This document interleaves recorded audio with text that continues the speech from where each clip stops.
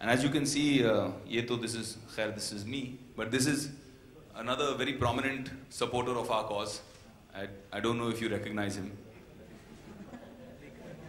So, yeah. So this is the whole thing, yeah. विवेक, आप supply chain management कैसे manage कर रहे हैं पूरी चीजों का? अकेले तो कोई चीज होती नहीं है। सप्लाई चेन मैनेजमेंट, आपने बहुत अच्छा सवाल पूछा। हमने क्या किया, जैसे मैं आपको बता रहा था, लोकल जो हमारी बॉडीज हैं, लोकल ऑर्गेनाइजेशंस जो हैं, चाहे वो तेरापंथ युवक परिषद के हों, चाहे वो जैसे मैंने बताया इतने सारे ऑर्गेनाइजेशंस हैं, रोटरी है, इनर सर्कल है, बहुत सारी ऐसी अच्छी ऑर्गेनाइजेशंस हैं जो लोकल लेवल पे हमारे साथ फिगर आउट कर रहे हैं कि अच्छा यहाँ पे सेंटर होगा, इस तरह से यहाँ पे ब्लड कलेक्शन होगा, और मोर इम्पोर्टेंटली इस ब्लड का स्टोरेज कैसे होगा, कौन से बैंक तक ये ब्लड पहुंचेगा, और उसका एक डेटा कैसे बनेगा। तो उसके लिए हमने लोकल लेवल पे बहुत सारे वॉलंटियर्स एंड ग्रुप्स को जिम्मेदारियां दी हैं और ट्रेन किया है। बेसिकली एक ट्रेनिंग मॉड्यूल दिया उनको, ताकि उनको एग्जैक्टली समझ में आए। हम नहीं चाह रहे हैं कि इस चीज में कोई गड़बड़ हो, कोई गलती हो। लोग आते हैं इतने इमोशन के साथ में अपना ब्लड डोनेट करते हैं, इसमें गड़बड़ नहीं होनी चाहिए। Vivek, as you mentioned here, as you mentioned that hopefully there should be a lot of people who come on 6th of September to donate a lot of blood, and there might be a possibility that you might have to say no to them because depending on the amount which the blood banks can take. But then beyond that, are you also guys looking at building more blood banks? Actually, if that's the if it stops there, going ahead and building blood banks. That is the natural extension. That is the natural extension. And that is the natural idea.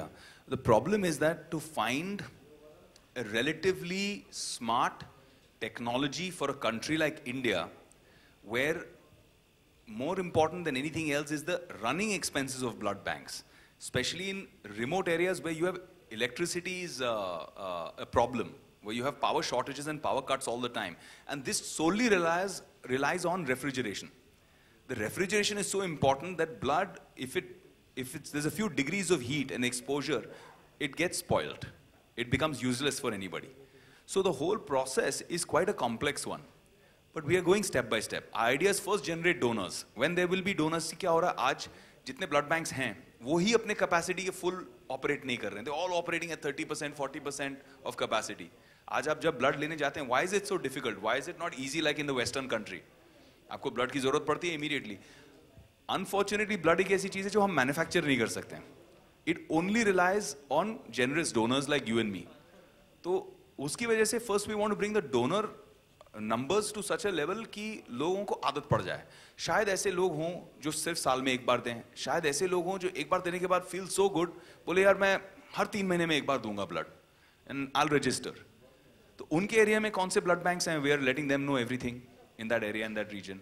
So इस तरह से हम काफ़ी we're trying to do it a very systematic way, ताकि anybody who wants to enter into this or wants to become a blood donor, उसको सवाल नहीं पूछने पड़े, उसके हर सवाल का जवाब हो. विवेक, अगर हम आपकी बात करें तो कुछ भी करते बहुत छा जाते, बहुत हाईलाइट होते, चाहे एनसीपी हो, चाहे अभी ये करो, ये जो सक्सेस बन रहा है किसको देते हैं आप? हाँ जी. भाई कैंसर पेशेंट हो या फिर ये ब्लड डोनेट, जो भी करते बहुत पॉपुलैरिटी मिलती है आपको, बहुत लगातार उसके मतलब सतह बढ़ते रहते हैं. ये जो पॉपुलेशन है, जो सक्सेस है, किसको देते हैं आप? यार मुझे लगता है कि कहीं ना कहीं हर इंसान के बहुत सारे आइडल्स होते हैं, बहुत सारे लोग होते हैं जो आपको इंस्पायर करते हैं, आपको सपोर्ट करते हैं. छोटी छोटी चीज़ें होती हैं, जैसे घर पे माँ बाप हैं जिनको आप मिलते हैं और बोलते हैं I am proud of you, बोलते हैं आई एम